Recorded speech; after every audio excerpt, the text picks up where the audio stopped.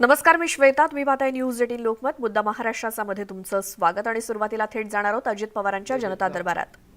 1000 कोटी रुपये आपण सोयाबीन आणि मला वाटतं कापूस या दोन पिकांच्या करता, हे दोन्ही पिकं आपल्या मराठवाड्यामध्ये, विदर्भामध्ये, उत्तर महाराष्ट्रामध्ये चांगल्यापैकी आहेत आणि त्याचा काही कार्यक्रम देऊन त्याच्यातून माझ्या शेतकऱ्यांचं उत्पन्न कसं वाढेल. 3 वर्षाचा कार्यक्रम आहे. दरवर्षी 300-350 कोटी रुपये आम्ही देतोय. कालच कॅबिनेटला तो निर्णय झालेला आहे.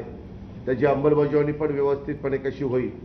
कापसाला आता दर चांगले आहेत, त्याच्यातनं शेतकरी समाधानी आहे. सोयाबीनला पण चांगले दर आहेत, त्याच्यामध्ये पण शेतकऱ्यांना 2 पैसे मिळत आहेत. त्याच्यावर जे आमचं भूमिका आहे, जे विकेल ते पिकवायचं, तशा पद्धतीनं आम्ही पुढे चाललोय. 0% व्याजाने पीक कर्ज देण्याचा निर्णय घेतलेला आहे. वेळेमध्ये परतफेड करणाऱ्यांना 50,000 रुपयाची मदत आम्ही आता सहकार विभागाला सांगितलेलं की तुमच्या याद्या द्या, म्हणजे त्यांच्या अकाउंटला 50,000 रुपये आम्हाला पाठवता येतील. अशी सगळी कामं चाललेली आहेत. माझी तुम्हाला विनंती आहे, पवार साहेबांनी पहिल्यापासून जातीपातीचं, नात्यागोत्याचं राजकारण केलं नाही. सर्व धर्म समभाव ही त्यांची भूमिका आहे. छत्रपती शिवाजी महाराज, शाहू फुले आंबेडकरांच्या विचारांनी पवारसाहेब नेहमी पुढे गेलेले आहेत. परंतु त्यांच्यावर पण कधी कधी काहीतरी वेगळ्या पद्धतीचे आरोप करण्याचा केविलवाणा प्रयत्न विरोधी पक्षातले काही लोक करतात. आपण गेले 50-60 वर्ष पवारसाहेबांना पाहताय, त्यांची कामाची पद्धत पाहताय आणि त्यांनी घेतलेले निर्णय देखील आपण सगळ्यांनी पाहिलेले आहेत. अशा प्रकारे हा राष्ट्रवादी काँग्रेस पक्ष पुढे चालला आहे आणि त्याच्यात आता तुमचा देखील हातभार लागणार आहे. तुमच्यामुळं निश्चितपणे आमची त्या परिसरामध्ये, मेहकर, चिखली किंवा बुलढाणा परिसरामध्ये ताकद वाढायला मदत होणार आहे. अशाच पद्धतीनं आमचे काजीसाहेब जिल्हाध्यक्ष असतील किंवा आमचे पालकमंत्री शिंगणेसाहेब असतील किंवा त्यांच्याबरोबर काम करणारे तुम्ही सगळे सहकारी असाल, सगळ्यांनी मिळून अधिक चांगलं जातीय सलोखा निर्माण करणारं आणि समाजामध्ये आपलेपणा कसा निर्माण करता येईल, नवीन पिढीला पुढच्या दृष्टिकोनातनं योग्य दिशा कशी देता येईल, या प्रकारचं काम आपण करूया. तीच गोष्ट. तर हा अजित पवारांचा जनता दरबार सुरू होता, आपण पाहिलं. आणि यानंतर आता पुढच्या बातम्यांकडे वळूया. छत्रपती संभाजीराजे आज त्यांची राजकीय भूमिका स्पष्ट करणार आहेत आणि आज पुण्यामध्ये दुपारी ते पत्रकार परिषद घेणार आहेत. यामध्ये संभाजीराजे त्यांची पुढची दिशा काय असणार आहे याची घोषणा करतील. छत्रपती संभाजीराजेंचा 3 मे 2022ला राज्यसभा सदस्यत्वाचा कार्यकाळ संपलेला आहे आणि 2च दिवसांपूर्वी त्यांनी विरोधी पक्षनेते देवेंद्र फडणवीस यांची सागर बंगल्यावरती जाऊन भेट घेतली होती. आता ते आपल्या पुढच्या प्रवासाबद्दल काय निर्णय घेणार हे अवघ्या काही तासात स्पष्ट होणार आहे. ही ताजी दृश्य आहेत. छत्रपती संभाजी महाराज आपली भूमिका स्पष्ट करतील. अगदी काही वेळातच दुपारी 12 वाजता पुण्यामध्ये त्यांची पत्रकार परिषद होणार आहे. त्यामुळे नव्या राजकीय घोषणेची शक्यता जी वर्तवली जाते, त्यावरून संभाजीराजे हे आता आपल्या पत्रकार परिषदेतून काय नव्या घोषणा करतात, काय आपली पुढची राजकीय भूमिका जाहीर करतात, याकडे संपूर्ण महाराष्ट्राचं लक्ष लागलेलं आहे. मात्र सध्या जे संभाजीराजेंचे समर्थक तिथे जमलेले आहेत, ते तुळजाभवानीच्या मंदिरातील संभाजीराजेंचे काही फोटो आणि ते हातात घेऊन उभे आहेत. अर्थात तुळजापुरातला वाद याची सुद्धा याला किनार आहे. आमचे प्रतिनिधी वैभव सोनावणे पुण्यातून आपल्या सोबत आहेत. वैभव, आता थोड्याच वेळात पत्रकार परिषद सुरू होईल, त्याआधी संभाजी महाराजांचे समर्थक जमलेले आहेत, काय त्यांचं म्हणणं आहे? श्वेता, संभाजी महाराज आज त्यांची पुढची राजकीय दिशा जी ती स्पष्ट करू शकतात. या सगळ्या एकूण त्यांच्या राज्यसभेचा कार्यकाळ संपल्यानंतरच्या त्यांच्या भेटी आणि त्यानंतर त्यांनी राज्यभर केलेले दौरे, राज्याच्या बाहेर केलेले दौरे, अनेक राजकीय नेत्यांच्या भेटीसाठी संभाजी छत्रपतींनी घेतल्या होत्या. या सगळ्या पार्श्वभूमीवरती पुण्यातल्या SSPMS शिवाजी महाराज सोसायटीची जी इमारत आहे, त्या इमारतीच्या समोर छत्रपती शिवाजी महाराजांचा अश्वारूढ पुतळा आहे, शाहू महाराजांनी त्याला पुष्पहार अर्पण करून संभाजी छत्रपती हे त्याच्या पत्रकार परिषदेत तिथं कार्यकर्ते गोळा झाले. 2 दिवसापूर्वी तुळजापुरात त्यांना संभाजी छत्रपतींना गाभाऱ्यात जाऊ दिलं गेलं नव्हतं. त्यावरून ते संतप्त झालेले आहेत आणि ते किंवा विरोध जो आहे तो निषेध नोंदवत आहे या सगळ्या ठिकाणीचा. तिथून संभाजी छत्रपती हे पत्रकार परिषदेच्या ठिकाणी जातील. जे एकूण चित्र दिसतंय, संभाजी छत्रपतींनी गेल्या महिन्यावर जी वक्तव्य केली त्यानुसार त्यांना केंद्रीय राजकारणात रस आहे. त्यानुसार भाजप आणि काँग्रेस अशा दोन्ही केंद्रीय पक्षांची आपली संभाजी छत्रपतींनी केलेली होती. काही पक्षामध्ये जाऊन प्रवेश करण्याचा आपला वेगळा प्रवाह ठेवावा आणि सक्रिय राजकारण करावं अशा एकूण मानसिकतेमध्ये ते पोहोचलेले दिसत आहेत. बऱ्याच संघटना आणि कार्यकर्ते एकत्र करून बरेच कार्यकर्ते या दौऱ्यांमध्ये जोडले. गेले काही वर्ष सातत्याने महाराष्ट्रभर फिरत आहेत. त्या अनुषंगाने एखाद्या संघटना किंवा पक्षाच्या स्थापनेचे सुचवात आहे ते या पत्रकार परिषदेमध्ये ते करू शकतात. मात्र एक व्यक्ती या पत्रकार परिषदेमध्ये त्यांची टिकला चलवण्याची भूमिका जी आहे त्यांना मांडली ती स्पष्ट आहे. जी वैभव, एकूणच या सगळ्या माहितीसाठी धन्यवाद. मात्र जी आज पुण्यामध्ये आपली भूमिका संभाजीराजे छत्रपती जाहीर करणार आहेत ती ऐकण्यासाठी तर महाराष्ट्रातले लोक उत्सुक आहेतच. यापुढे आता म्हणजे आपली खासदारकीची टर्म संपल्यानंतर यापुढे आता आपली राजकीय भूमिका किंवा काय बोलणार संभाजीराजे. मात्र काही कार्यकर्त्यांच्या प्रतिक्रिया आल्या त्या ऐकूयात. प्रश्न असतील, बहुजनांचे प्रश्न असतील, सगळेच प्रश्न प्रलंबित आहेत. ते सोडवण्यासाठी स्वतःचं राजकीय अस्तित्व संघटन आपलं असलं पाहिजे आणि या दबाव तंत्राच्या माध्यमातून आपण आपले प्रश्न सोडवले पाहिजेत. म्हणून राजकीय पक्ष हा काढलाच पाहिजे असे समर्थक म्हणून आमची त्यांच्याकडे मागणी आहे. आपण आपलं मत सांगा काय, तुम्हाला पण काय वाटतं? या राज्यामध्ये शेतकऱ्यांचे प्रश्न, कामगारांचे प्रश्न, राज्याची आर्थिक डबघाई, तरुणांची बेरोजगारी इतके प्रश्न असताना सर्व राजकीय पक्ष ज्या पद्धतीनं राजकारण करताय, देवधर्माचं राजकारण करताय, कोणी भोंग्याचं राजकारण करतंय, हे सगळे राजकारणाला आता ही महाराष्ट्रातली जनता परेशान झालेली आहे, त्रस्त झालेली आहे. म्हणून आज सगळ्या महाराष्ट्राचं लक्ष लागलंय की छत्रपती संभाजीराजेंनी या महाराष्ट्राला नवीन पर्याय दिला पाहिजे. नवीन राजकीय समीकरणं या महाराष्ट्रात केली गेली पाहिजे. आपण इतर राज्यांमध्ये पाहिले, ज्या ज्या राज्यांमध्ये अशा परिस्थिती झाल्या या सगळ्या राजकीय पक्षांना नाकारलेला आहे आणि महाराष्ट्रातल्या तमाम जनतेची इच्छा आहे की छत्रपतींनी आज राजकीय पर्याय द्यावा. या सगळ्या राजकारण्यांना कुठंतरी थांबवलं गेलं पाहिजे. कारण आज शेतकरी आत्महत्या करतोय, उसाला भाव नाही. शेतीची अवस्था इतकी बिकट झाली असेल त्याच्यावर कोणी बोलत नाही. नवनीत राणांसारखे खासदार असतील, नारायण राणेंसारखे खासदार, तुम्ही विरोधी पक्षातले लोक कोणत्या मुद्द्यांवर बोलतात? हनुमान चालीसेवर बोलतात. हे योग्य नाही. जे प्रश्न बोलायला पाहिजे ते प्रश्न बोलायचे नाही. हनुमान चालीसा दिल्लीत जाऊन काय करणार आहेत आता या? अहो, तुमच्या मतदारसंघात लोक त्रस्त झालेले, त्यांना पाणी मिळत नाही, तिथल्या तरुणांना रोजगार मिळत नाही. याच्यावर सरकारला धारेवर धरा ना. ते सोडून दिलंय आणि भलत्याच प्रश्नांकडे चालले. ह्यामुळं हे बहुजन राज्य आहे. या राज्याला छत्रपती शिवाजी महाराज, शाहू महाराज, महात्मा ज्योतिबा फुले, महामानव डॉक्टर बाबासाहेब आंबेडकर यांचा वारसा असलेलं हे राज्य हे आज वेगळ्याच दिशेने चाललंय. म्हणून छत्रपती त्यांच्या विचाराचे वारसदार आहेत. म्हणून या महाराष्ट्रातल्या जनतेला त्यांच्याकडनं वेगळ्या आज अपेक्षा आहेत. तशी आज घोषणा करणार आमची इच्छा आहे छत्रपतींनी तशीच घोषणा करावी. छत्रपतींनी राजकीयच पर्याय दिला पाहिजे, तरच हे सगळे राजकीय पक्ष ध्यानावर येतील. तुळजाभवानीचा काय वाद आहे? तुळजाभवानीचा वाद त्या ठिकाणी तुम्ही बघितला असेल. छत्रपती लहानपणापासून त्यांच्या मागच्याही पिढ्या आणि आत्ताच्याही पिढ्या लहानपणापासून छत्रपती नेहमी दर्शनाला जातात. त्या ठिकाणचा जो शितोळे आहेत याला मस्ती चढलेली आहे आणि त्या कलेक्टरांना आम्हाला विनंती करायची आहे. आज तुळजापूर बंद झालंय. जर 2 दिवसात तुम्ही निर्णय घेतला नाही तर सबंध महाराष्ट्र बंद होईल आणि याला सर्वस्वी जबाब राज्याचे मुख्यमंत्री असतील. आम्ही राज्याच्या मुख्यमंत्र्यांना विनंती करतो, आज ही शांततेत सुरू झालेलं आंदोलन आहे, आपण तात्काळ त्या शितोळेचं निलंबन करा. हा शितोळे कोण लागून गेला हो एवढा?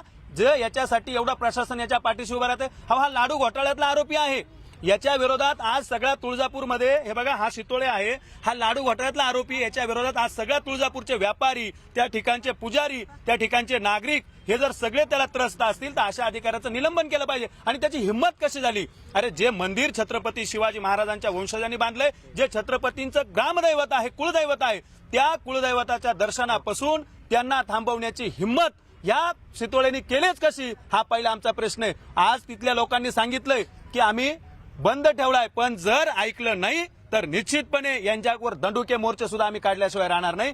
जाहीर माफी मागून होत नाही. या शितोळेचं निलंबनच झालं पाहिजे ही आमची मागणी.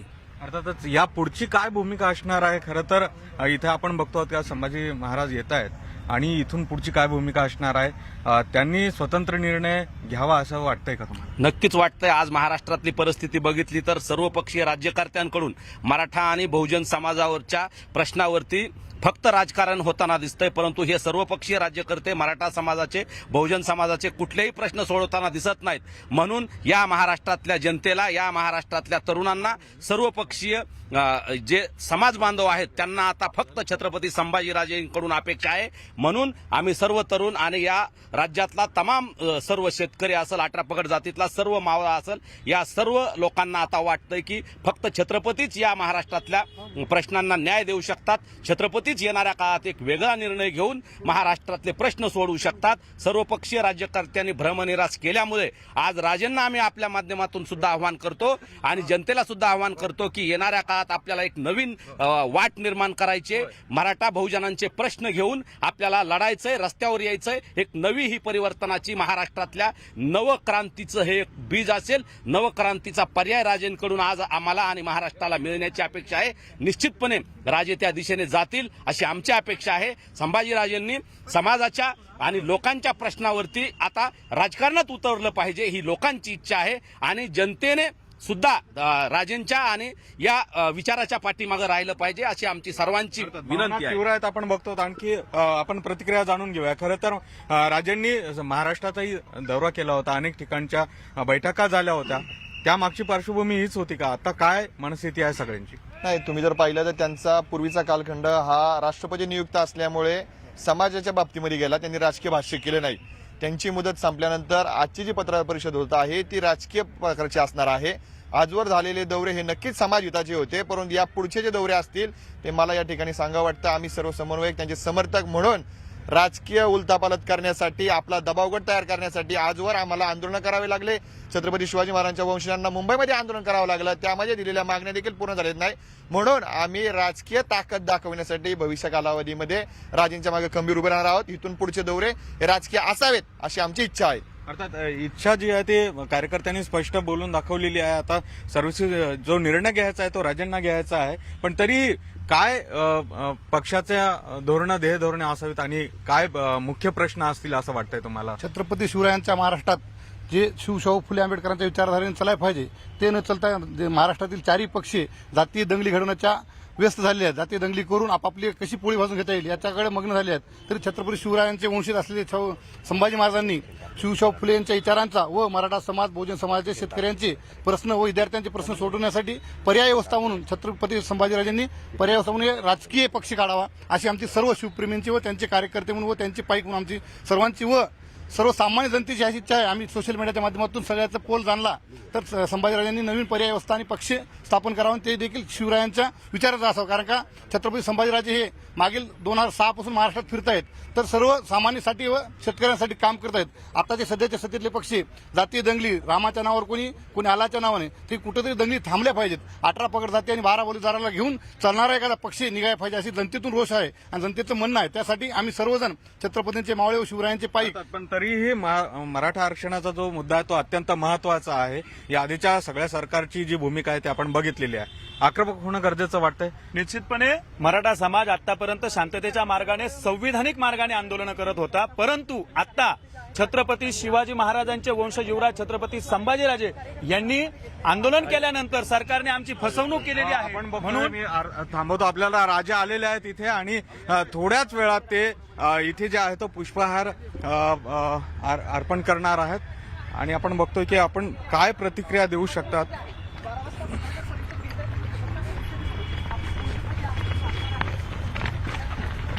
दृश्य आपण पाहतोय, एक्सक्लुझिव्ह दृश्य आहेत. तिथे छत्रपती संभाजी राजेंचं आगमन झालेलं आहे आणि ते आता थोड्याच वेळात आपली भूमिका तिथे स्पष्ट करणार आहेत. 12 वाजता बरोबर पत्रकार परिषदेला सुरुवात होईल, मात्र त्याआधी संभाजीराजेंचा ताफा पोहोचलाय. भावना खूप तीव्र आहेत. सगळ्या जे आपले कार्यकर्ते आहेत, पदाधिकारी आहेत, भावना खूप तीव्र आहेत आणि तुमच्या भूमिकेकडे लक्ष आहे. कसं बघताय सगळ्या भावनांना? कसं तुम्ही? मी जाणून घेतोय. मला मात्र सगळ्यांची इच्छा आहे की तुम्ही एक नवीन पक्ष काढावा, राज्यासमोर एक पर्याय जो आहे तो तुमच्या माध्यमातून मिळेल. सगळ्यांचं आउटपुट दिलं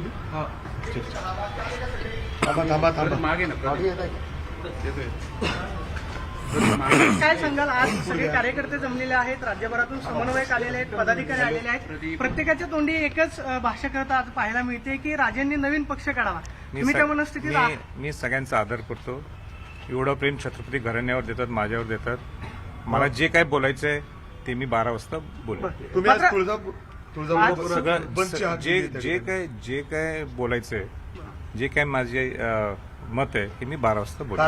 तुम्ही छत्रपती घराण्याचे वारसदार आहात, तुम्हाला मंदिराच्या गाभाऱ्यामध्ये तुम्हालाही कल्पना आहे, मी काही बोलणार नाही. हा? आपल्याला उगाच मात्र आज- तुम्हालाही मनाला दुःख होईल. नाही, सगळ्या गोष्टी 12 वाजता बोलणार. मला विनंती आहे आपल्याला की तुमचं मन दुखवल त्यापेक्षा माझी विनंती राहील, मी जे काय सगळे प्रश्न तुम्हाला देतो 12 वाजता. तर भूमिका जी आहे ती आपण थोड्याच वेळात 12 वाजता स्पष्ट करू, अशा पद्धतीचे प्रतिक्रिया राजेंनी दिलेली आहे. आणि बघतो आहोत की कार्यकर्त्यांची जी गर्दी आहे ती आता वाढते आहे आणि थोड्याच वेळात जे गोविंद, या सगळ्या माहितीसाठी धन्यवाद. आणि आता थेट जाऊयात, अजित पवार बोलतायत तिथे. पुढे द्या किंवा जाहीर करा, तर त्याबद्दल काही निवडणूक आयोगाचं मत आहे ते मांडण्याचा प्रयत्न ते सुप्रीम कोर्टात करतायत. सुप्रीम कोर्ट त्याबद्दलचा शेवटी जो निर्णय देईल तो सगळ्यांना मान्य करावा लागेल, तो सगळ्यांना शिरसावंद्यच राहणार आहे. त्याचबरोबर एकंदरीतच आपल्याला सगळ्यांना माहिती आहे की एक राज्यद्रोहाचं कलम देखील सुप्रीम कोर्टाने जे पहिल्यापासून ब्रिटिशांच्यापासून चालत आलेलं होतं, ते काही सूचना त्यांनी केंद्र सरकारला केल्यात आणि पुढं या कलमाचा वापर करू नये अशाही प्रकारचं सांगण्यात आलेलं आहे. शेवटी आपल्या घटनेमध्ये, आपल्या संविधानामध्ये, आपल्या कायद्यामध्ये ज्या काही वेगवेगळ्या यंत्रणांना वेगवेगळा अधिकार दिलेला आहे, तशा पद्धतीने सुप्रीम कोर्टाने दिलेल्या अधिकाराचं आपण पालनच करत असतो आणि त्या पद्धतीनं केंद्र सरकार करेल. राज्यांना पण तशा प्रकारच्या सूचना मिळतील असा माझा स्वतःचा कयास आहे. मध्ये एक बातमी आली की उत्तर प्रदेशच्या मुख्यमंत्र्यांनी मुंबईमध्ये कार्यालय काढणार असा निर्णय घेतला. वास्तविक कुणी कुठं कार्यालय काढावा हा ज्याचा त्याचा अधिकार असतो, आपल्यालाही माहिती आहे. जसं आपण दिल्लीमध्ये महाराष्ट्र सदन किंवा इतर वेगवेगळ्या राज्यांची सदनं आहेत, आपल्या नव्या मुंबईमध्ये देखील इतर राज्यांचे वेगवेगळे काही सदनं काढण्यात आलेली आहेत.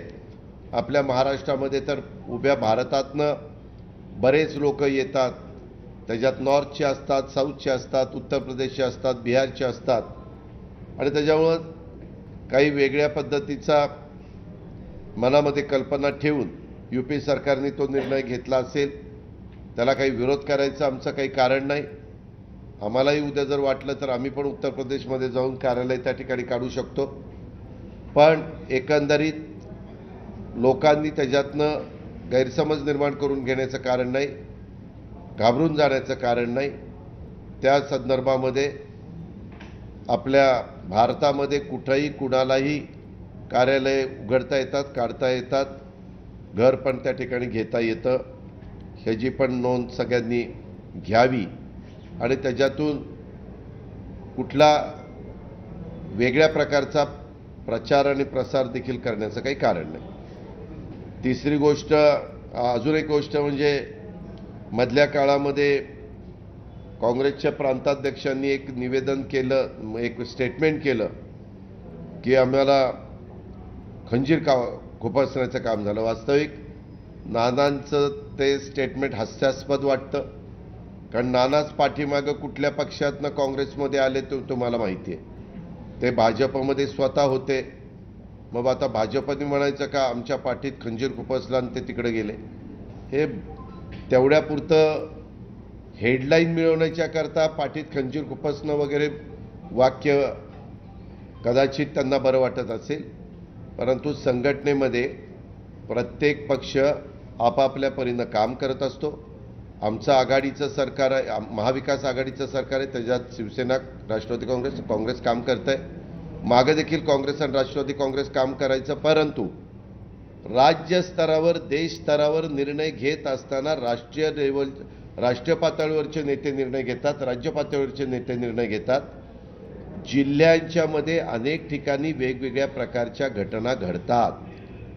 तिथली राजकीय परिस्थिती, तिथली भौगोलिक परिस्थिती, तिथं वातावरण योग्य सर्वांच्यात राहण्याच्या करता सर्वच राजकीय पक्ष जे आम्ही आघाडीमध्ये एकत्र आहेत त्यांच्यामध्ये समन्वय असला तर हे प्रश्न निर्माण होत नाही.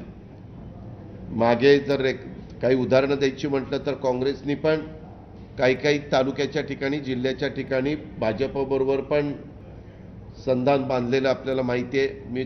मी त्याला फार महत्त्व देऊ इच्छित नाही, पण जबाबदार नेत्यांनी वक्तव्य करत असताना आपल्या वक्तव्याचा कुठं काही वेडावाकडा अर्थ निघून वेडावाकडा परिणाम होणार नाही याहीबद्दलची काळजी घ्यावी. काँग्रेसला काँग्रेस पार्टी वाढवण्याचा अधिकार आहे, राष्ट्रवादीला राष्ट्रवादी वाढवण्याचा अधिकार आहे, शिवसेनेला शिवसेना पक्ष वाढवण्याचा पूर्णपणे अधिकार आहे. पण हे सगळं होत असताना आत्ताच्या घडीचं परिस्थिती लक्षामध्ये घेता हे तिघं एकत्र आले तरच बहुमताचा आकडा 145 पार करता येतो आणि सरकारमध्ये राहून जनतेची कामं करता येतात. याही गोष्टीची नोंद सर्वांनीच घ्यावी असं माझं स्पष्ट मत आहे. त्याबद्दल राज्यस्तरावर आमची मध्ये मुख्य पवार साहेबांनी बैठक घेतली होती. त्याच्यामध्ये आम्हाला त्यांनी सांगितलं की आपली आघाडी स्थानिक स्वराज्य संस्थांमध्ये ठेवायची आहे, पण जिल्ह्याच्या स्तरावर काही वेगळे प्रश्न असतील तर काही प्रमाणात जिल्ह्याच्या स्तरावर तिथले आमचे राष्ट्रवादीचे अध्यक्ष, तिथले आमचे पालकमंत्री किंवा संपर्क मंत्री, तिथले आमचे आजीमाजी आमदार, आजीमाजी खासदार यांना काही प्रमाणातल्या मुभा देण्यात आलेल्या आहेत. हे त्याबद्दलचं आमची भूमिका मी मांडू इच्छितो. आता ह्याच्या व्यतिरिक्त आपल्याला काय विचारायचं असेल तर विचारा. तरी वाटतं का की नाना पटोलेंनी जे वक्तव्य केलं ह्याचा परिणाम एकदा राज्यातल्या महाविकास आघाडी सरकारवर होऊ शकतो? कारण ते म्हणतात आम्ही हायकमांडला अशा पद्धतीने सांगू आणि ज्या पद्धतीने त्यांचं पुन्हा पुन्हा हे वक्तव्य आहे की याआधी आमचे नगरसेवक फोडले होते, मालेगावचा त्यांनी उल्लेख केला, वारंवार राष्ट्रवादी आम्हाला ज्या पद्धतीने वागवते, आम्ही हायकमांडला सांगतो आणि आता पाठिंबा. त्यांनी पण राष्ट्रवादीचे काही पदाधिकारी त्यांच्याकडे घेतलेत ना, काही कार्यकर्ते घेतलेत ना. मी मगाशीच सांगितलं की आम्ही दोघांनी मिळून 99 ते 2014 15 वर्ष सरकार चालवलं आघाडीचं. त्याही काळामध्ये काही जिल्ह्यामध्ये आम्ही एकमेकाच्या विरोधात उभं राहायचो, काही भागामध्ये आम्ही एकमेकाचे कार्यकर्ते एकमेकाच्या पक्षात घ्यायचो. जर एखादी व्यक्ती राष्ट्रवादी सोडून काही त्यांचा गैरसमज झाला म्हणून दुसऱ्या पक्षात जाणार असेल आणि ते इतर ठिकाणी जाऊन विरोधी पक्षाची ताकद वाढणार असेल, त्यापेक्षा आमचे जे मित्रपक्ष आहेत तिथं गेले तर त्याच्यात वाईट वाटायचं काही कारण नाही. तसं त्यांच्यातले पण काही विरोधी पक्षात न जाता आपल्या आघाडीतल्या मित्रपक्षांमध्ये गेल्यानंतर त्यांनी पण ती समंजस भूमिका घेतली पाहिजे. कारण शेवटी आपली आघाडी एकजूट राहिली पाहिजे हा त्याच्यातला मतितार्थ आहे.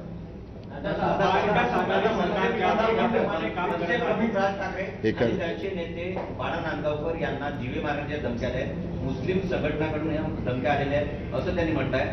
त्यांनी अधिक सुरक्षेची मागणी केली.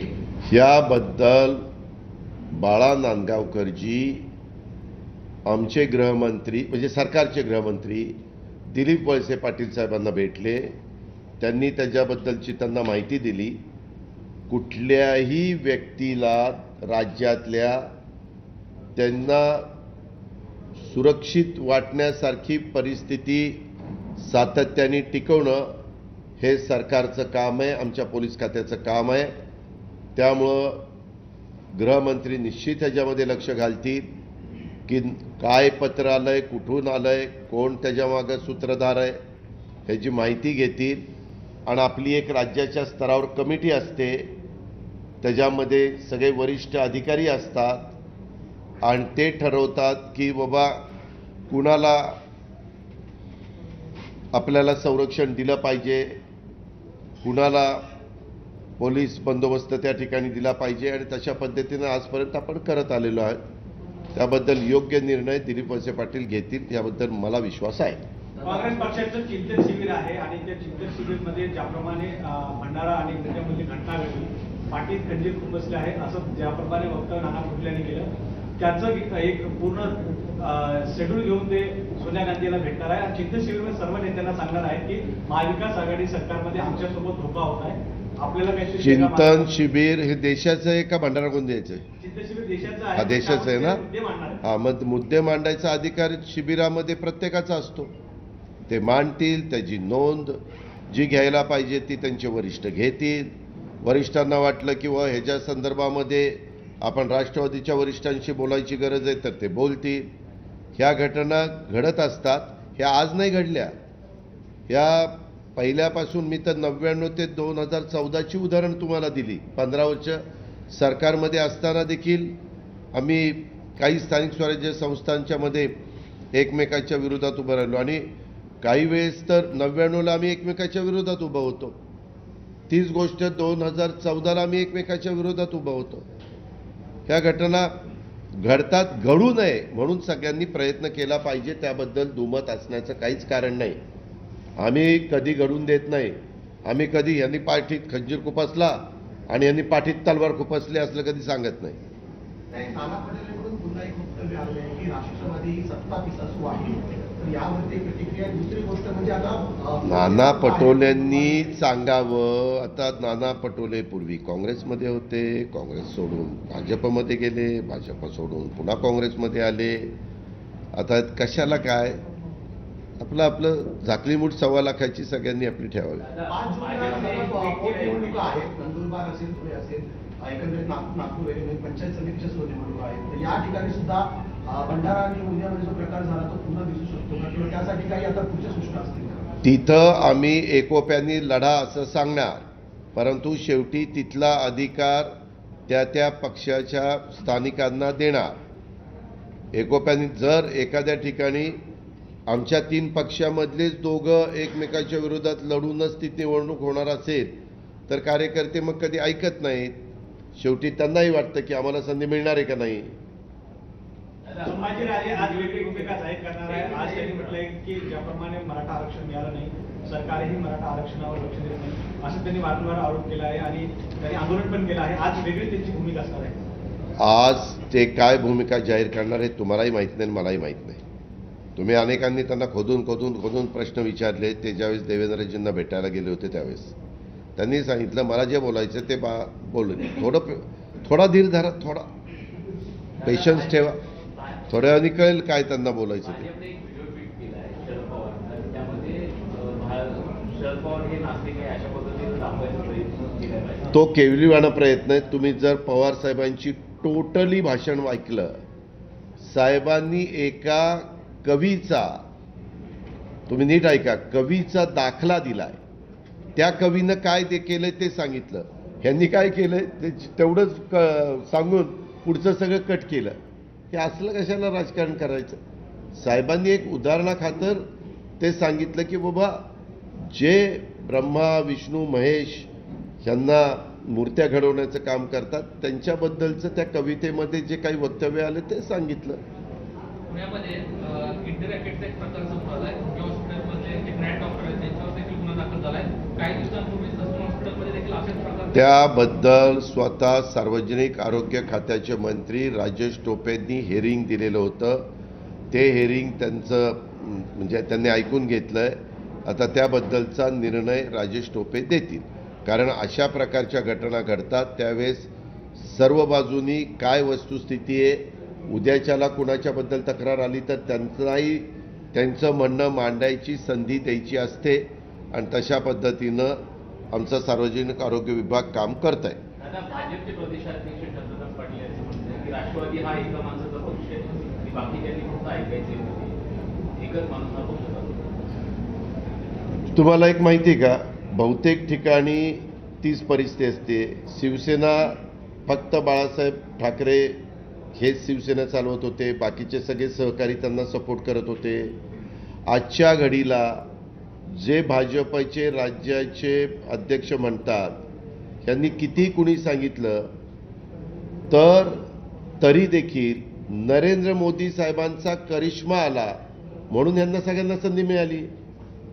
यांना याच्यात बाकीच्या स्वतःमुळे संधी मिळालेली नाहीये. ही गोष्ट सगळ्यांनी लक्षात घ्यावी. आम्ही पवार साहेबांच्या मार्गदर्शनाखाली काम करतोय. आम्ही साहेबांच्या फोटो लावतो तेव्हा आम्हाला त्या ठिकाणी मतं मिळतात. पक्ष असत आता तिथं स्टॅलिन आले, ममता बॅनर्जी आले.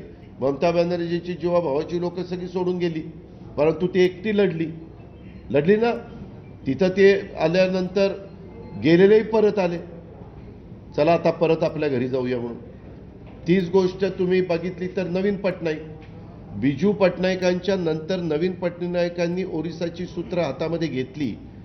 सातत्याने त्यांच्या पाठीशी ओरिसाची जनता खासदारकीला आमदारकीला उभी आहे. ही गोष्ट तेवढीच त्रिवार सत्य आहे. त्याच्यामुळं ह्याच्या पाठीमागच्या काळात काँग्रेसमध्ये इंदिराजी असतील, राजूजी असतील, ह्या नेत्यांच्याकडे बघून जनता त्यांच्या पाठीची उभी राहत होती. आता त्याच्यानंतरच्या काळामध्ये ह्यांचं तर उपमुख्यमंत्री अजित पवार काय म्हणालेत हे आपण ऐकलं आणि नाना पटोले यांच्या संदर्भात सुद्धा त्यांनी केलेलं भाष्य आणि याच संदर्भात स्वतः नाना पटोले आपल्यासोबत फोन लाईनवरती आहेत. स्वागत तुमचं पटोलेजी न्यूज 18 लोकमतमध्ये. आणि आत्ताच्या पत्रकार परिषदेमध्ये अजित पवार म्हणालेत तुमच्या संदर्भात नाना पटोलेंचं वक्तव्य हे हास्यास्पद असल्याचं ते म्हणालेत. एक पहिला मुद्दा आहे की नाना पटोलेची राजकीय पार्श्वभूमी बद्दल बोलले. पटोलेची राजकीय पार्श्वभूमी आणि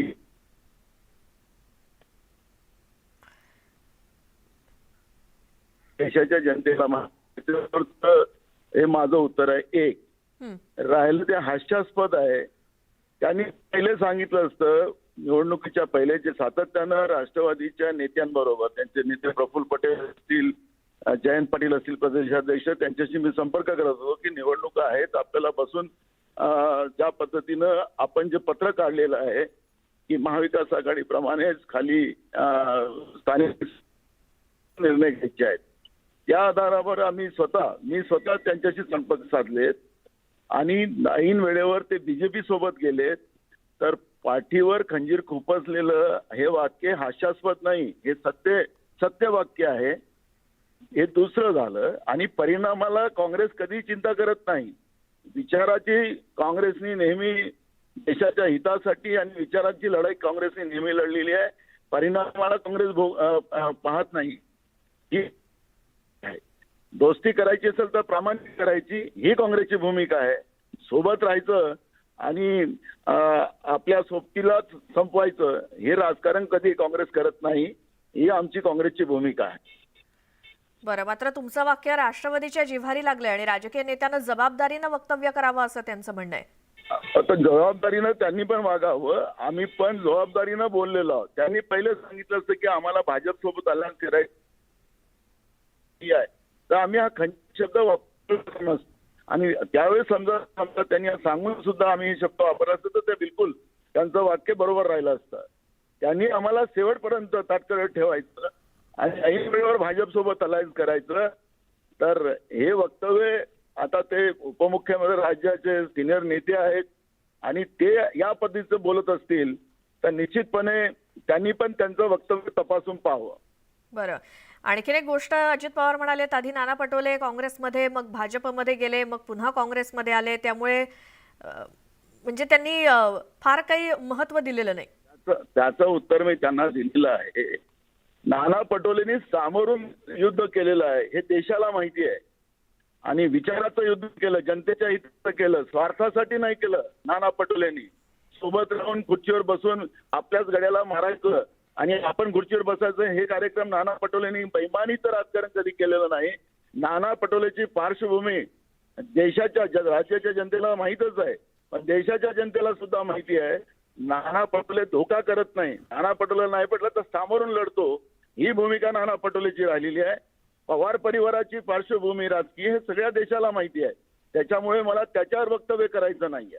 बर, आणखी दुसरी गोष्ट म्हणजे स्वतःची पार्श्वभूमी नाना पटोलेंनी तपासावी, कारण प्रत्येकाला ज्याचा त्याचा पक्ष वाढवण्याचा पूर्णपणे अधिकार आहे. हो, आम्ही कुठं म्हटलं नाही आहे म्हणून. आमची सुरुवातीला एक बघा, मी प्रदेश अध्यक्ष झाल्यानंतर आम्ही भूमिका मांडली होती की आम्ही स्वबळावर स्थानिक स्वराज्य संस्थांच्या निवडणुका लढू. हं. ही नाना पटोलेंनी भूमिका मांडली, काही यांनी नाही मांडली, आम्ही मांडली. आम्ही लढलो स्वबळावर. आम्ही काही सोबत राहून आपल्याला एखाद्याला सोबत उभं करायचं आणि मग दुसरा बंडखोर उभा करायचा आणि त्याला पाडायचं आपल्या सोबत्याला, हे राजकारण काँग्रेस करत नाही. दोस्ती करते तर पूर्ण करते, ही भूमिका काँग्रेसची आहे. आणि म्हणून आम्ही स्वबळाचा नारा दिला. त्या आधारावर आम्ही निवडणुका लढल्या. निवडणुका झाल्यानंतर आम्ही तिन्ही पक्षाच्या प्रदेश अध्यक्षांनी आम्ही सही करून एक पत्र खाली पाठवलेलं होतं की आता महाविकास आघाडीप्रमाणे खाली सत्ता स्थापन करावी. ही भूमिका आम्ही मांडलेली होती. मग तिघांचे होते का, माझं एकट्याचं पत्र नव्हतं. बरं, मग तुमचं वाक्य राष्ट्रवादीच्या जिव्हारी लागलंय का? आम्हाला काय माहित त्यांना जिवारी लागलंय काय. जे चुकीचं करतील त्यांना जिवारी लागेल, आणि त्यांना जिवारी लागलं असेल तर त्यांनी चुकीचं केलेलं आहे हे त्यांनी मान्य करावं. पुढच्या काळात आम्ही चुका करणार नाही असं त्यांनी स्पष्ट करावं. आणि नसेल त्यांना हेकेखोरीच करायची असेल तर तो त्यांचा भाग आहे. बरं, तुम्ही सत्तेत आहात, महाविकास आघाडी सरकार आहे राज्यात, त्यामुळे या गोष्टी विरोधकांना आयतं कोलीत मिळतील असं नाही का वाटत तुम्हाला? एक बघा, कोलीत कोण देत आहे ते आपल्याला माहिती आहे सगळ्यांना. त्याच्यामुळे मला आता सरकारबद्दल एक शब्द बोलायचा नाही आहे. पण परिणामाची भाषा जेव्हा वापरली गेली आणि जेव्हा केव्हा आमना सामना होईल त्याच्यावरचं उत्तर आम्ही देऊ. काँग्रेस त्यासाठी सक्षम आहे. जी, मात्र आता यापुढे आता अजित पवारांनी तर यावरती थेट भाष्य केलेलं आहे. आता आम्ही काँग्रेस थेट केलं ना, आम्ही काही लपून केलं नाही, आम्ही पण थेट केलेलं आहे. बरं, मात्र या तुमच्या वाक्यामुळे वादाला तोंड फुटलं एक प्रकारे असं म्हणू शकतो आपण. ते आता तुम्ही ठरवा आणि ज्याला लागलं असेल त्यांनी ठरवा. आम्ही जे बोललो, जे काही घडलं त्याच्यावर आम्ही वक्तव्य केलेलं आहे. त्याच्यामुळे कोणाला काय लागलेलं आहे आम्ही झालेलं आहे. बरं, म्हणजे नाना पटोले तुमचं काय म्हणणं आहे की राष्ट्रवादीनं शब्द पाळलेला नव्हता? तेच तुम्हाला सांगताय ना, प्रदेश अध्यक्ष त्यांचे जयंत पाटील त्यांनी काल पण स्टेटमेंट केलं की नाना पटोलेंनी आम्हाला फोन केलेला होता सत्ता बसायच्या पहिले.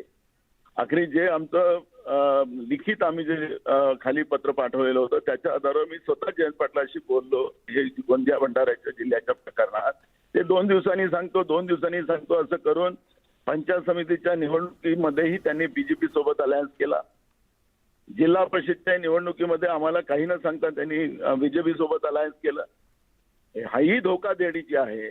त्यांनी सांगून टाकलं असतं पहिले आम्हाला की काँग्रेस सोबत आम्हाला अलायन्स करायचं नाही, आम्ही बीजेपी सोबत बसणार आहोत. आम्हाला काही अडचण नव्हती, आमचा काही मुद्दा पण नाही, कारण की आम्ही वेगळे लढलो होतो. त्याच्यामुळे त्यांनी सांगून दिलं असतं. पण जे पत्र आम्ही पाठवलं होतं सामूहिक पत्र ते वाचलेलं होतं. तुमच्या माध्यमात ते पत्र आलेलं होतं की मी माझी सही, जयंत पाटलांची सही आणि सुभाष देसाईची सही अशी तिघांच्या सह्या करून आम्ही खाली पत्र पाठवलेलं होतं की महाविकास आघाडीप्रमाणे सत्ता स्थापन करावी.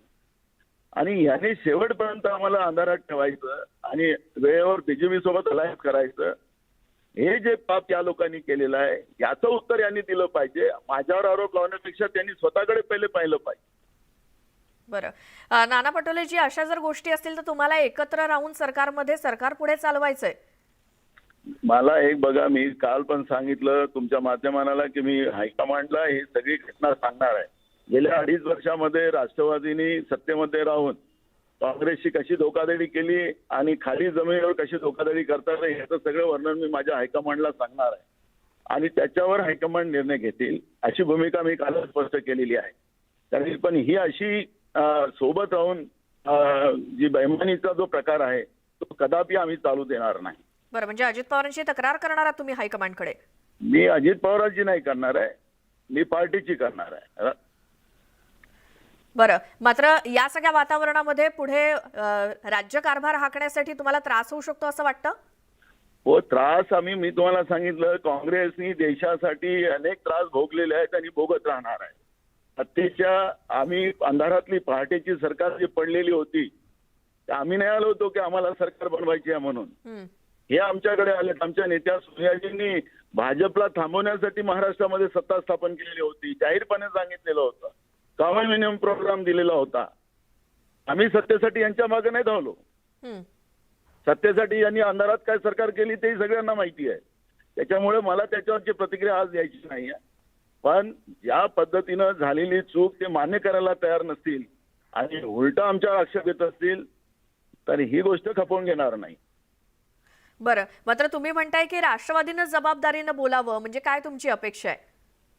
आता माझं कुठं चुकती आहे जनतेला कळत आहे. आम्ही कुठेही चुकलेलो नाही. आमची सगळी भूमिका आम्ही स्पष्ट केलेली होती. राष्ट्रवादीच्या नेत्यांशी आम्ही संपर्क केलेला होता. हे केल्यानंतरही यांनी ऐन वेळेवर बीजेपी सोबत जो अलायन्स केलेला आहे, सत्तेमध्ये सामील झालेले आहेत, त्याच्याबद्दलचं वक्तव्य आमचं होतं. आता त्याची चूक ते मान्य करण्याच्या ऐवजी ते आमच्यावर उलटे आक्षेप देत असतील, आमची राजकीय पार्श्वभूमी जनतेला सांगत असतील, तर पवार परिवाराची राजकीय पार्श्वभूमी सगळ्यांनाच माहिती आहे. त्याच्यामुळे नाना पटोले कसा आहे हेही राज्याच्या जनतेला आणि देशाच्या जनतेला माहिती आहे. नाना पटोले सत्तेच्यासाठी कधी लागून जंगल पालन केलेला नाही. नाना पटोलेंनी सामोरून लढून जनतेची लढाई लढलेली आहे, ही देशाच्या आणि राज्याच्या जनतेला माहिती आहे. बरं, नाना पटोलेजी, या त्याच्यामुळे परिस्थितीत वेळ आली तर तुम्ही सत्तेतनं बाहेर पडणार का मग? अहो, मी तुम्हाला काय सांगितलं, मी हायकमांड समोर हे सगळी भूमिका मांडणार आहे ते सांगितलेलं आहे. त्याच्यानंतर आम्ही निर्णय करू हे तुम्हाला सांगितलेलं आहे. बरं, मात्र अशा परिस्थितीमध्ये राज्यामध्ये एकत्र काम करणं अशा पक्षाबरोबर किंवा राष्ट्रवादी सोबत हे शक्य आहे का? हे आम्ही वेळेवर ठरवू. आता राष्ट्रवादीनं जबाबदारीनं वागावं म्हणजे नेमकं तुमचे काय अपेक्षा आहे? आम्ही जबाबदारीने नाही, मैत्री करायची तर पूर्ण करायची. मैत्री सोबत राहून मैत्री आपल्या आमचा सल्ला आहे त्यांना.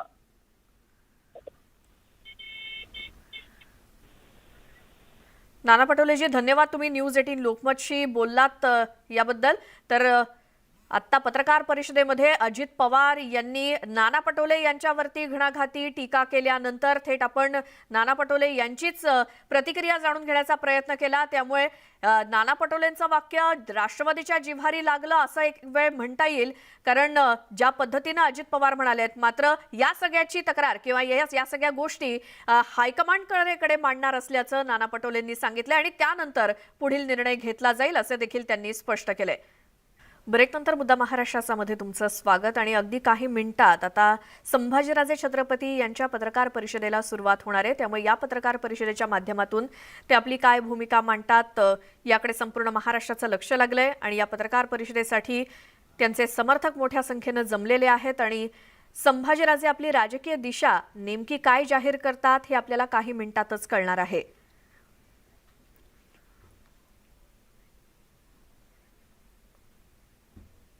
त्यासाठी एक छोटासा ब्रेक घेऊन आपण लगेचच परत येऊयात. तुम्ही पाहत राहा न्यूज 18 लोकमत.